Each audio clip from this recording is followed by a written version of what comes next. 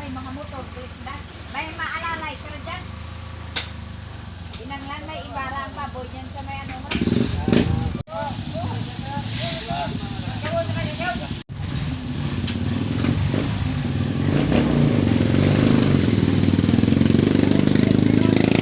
So, and mga kaprobinsya ngayon, yan, nagising tayo ulit na maaga pa. So, kanina mga 2 sila, 2 AM sila nagpunta dito para kunin yung baboy, ano.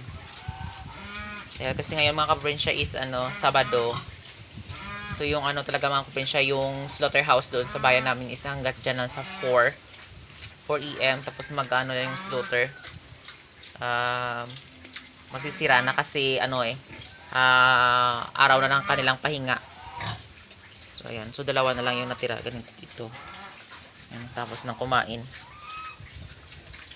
So dito. So ayan.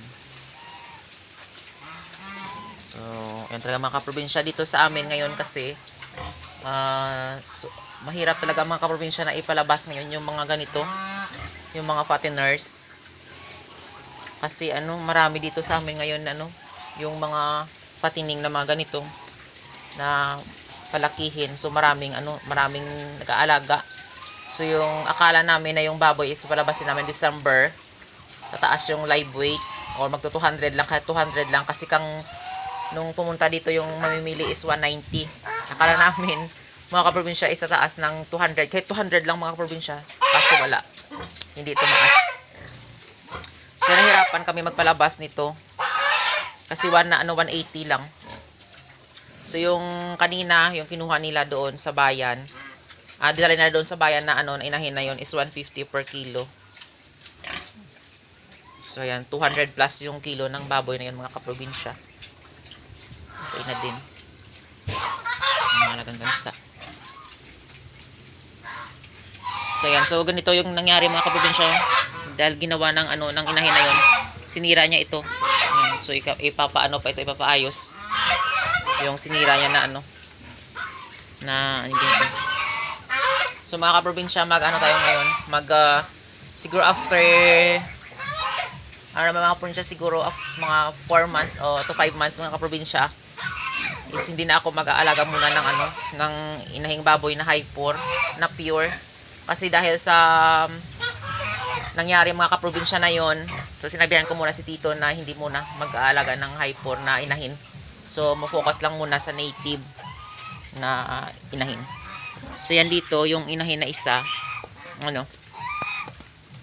Yan. Dito siya. So mga kaprobinsya, 1 month na siya. Malapit na mag 1 month. Hindi pa ito nagpapabulog. So hindi na ito pure na native. Na ito mga kaprobinsya, crossbreed na rin siya.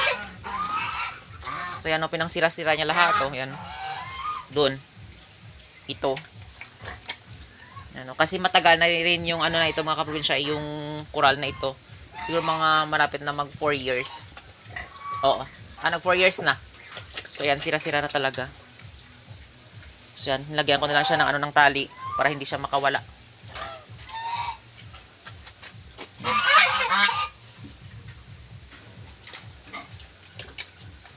So kapag maayos na mga kaprobinsya ito, baka dito natin siya ilipat. Yung inahin na ito. Ayan. At ipapaayos ito ulit. Dito sa likuran na ito. Ayan. Mga alagang gansa. Ngayon is, ayan. Dalawa na sila naglilimlim. Ayan.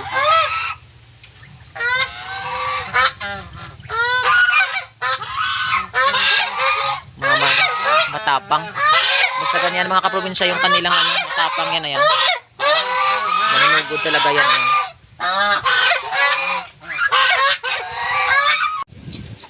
So ayan mga kaprobinsya ngayon. Matapos kong pakainin doon sa itaas, so dito naman sa ibaba mga kaprobinsya. So yan, ngayon hindi pa ako nakapaglinis. So yan, kunti pa lang yung tubig. So yan, inuna ko silang pakainin, mamaya na silang linisan yung kanilang kural. Ayan.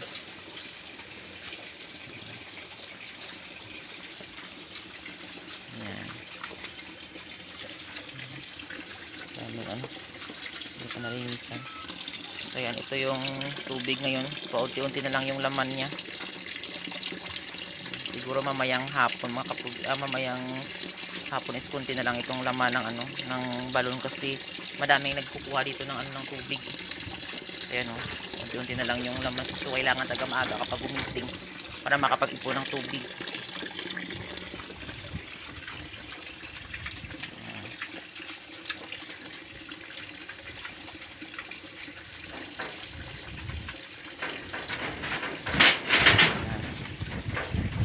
Sa labas.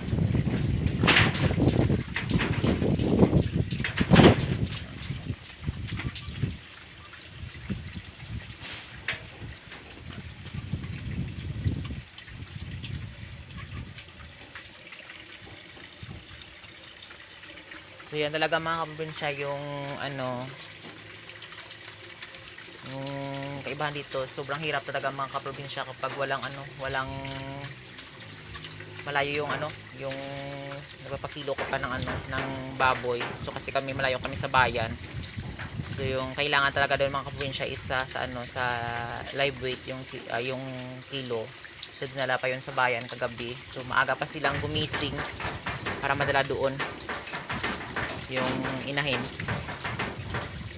para makilo. So ayan. Gusto namin sana ito yung ibenta namin yung ito sila at doon, pero kaso mga kaprobinsya is kapag sa ano talaga sa mga merong handaan, so kailangan talaga yung ano talaga yung mga inahin talaga kasi sulid o mas malaman talaga sila para hindi ano, para hindi masyado mga kaprobinsya maano sa karne. Tawag dito, kunti lang yung karne niya pero solid, mabigat. So unlike dito mga kaprobinsya is ano din sila, malaki din pero mas makatipid ang isang tao kapag bumili siya ng ano, ng mga like mga ano, mga inahin. Ayan. So panghanda sa ano, sa mga malaking salo-salo. Ganyan ng katulad ng ano, ng reunion,